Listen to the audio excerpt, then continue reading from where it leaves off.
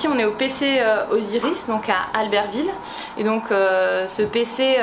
est activé avec plus ou moins de personnes et de services en fonction des prévisions qui vont être réalisées pour les week-ends. Donc ces prévisions, elles sont faites en fonction du trafic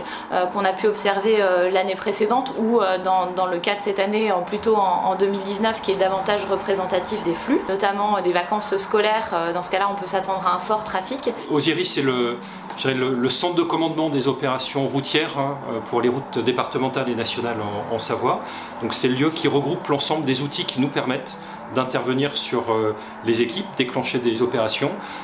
avoir du retour d'informations et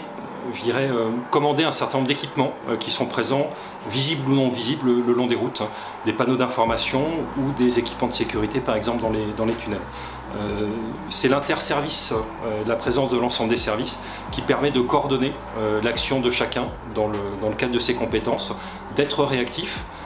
sur des événements imprévus ou par anticipation. On a à minima une personne, alors pas toujours la même bien entendu, puisque c'est un PC qui est ouvert, qui fonctionne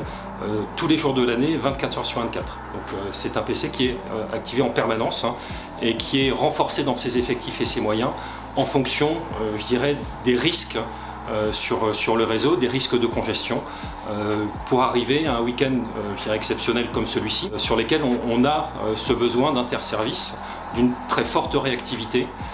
liée à la densité du trafic. Lors des 8 gros samedis de chassé-croisé, on a également une mission qui est la régulation du trafic en Tarentaise par le système qui s'appelle RECITA, régulation de la circulation en Tarentaise. Avec le grand nombre de trafics et de voyageurs qui arrivent, si on laissait le trafic s'écouler naturellement,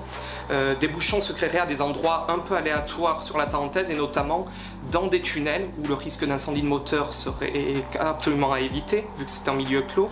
ou sous des zones de risque d'éboulement, ce que l'on s'interdit dans le cadre de la sécurité civile.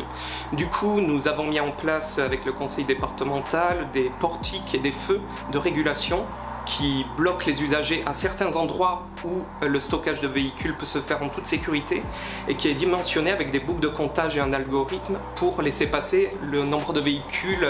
qui est vraiment ajusté à ce que la route peut encaisser pour améliorer la sécurité de tous et les temps de circulation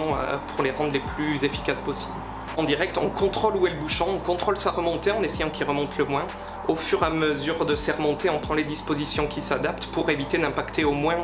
la circulation, impacter au moins la vie locale et les réseaux secondaires qui est également plébiscité pour l'usage des secours et des locaux et pour que tout le monde puisse arriver le plus vite possible en station.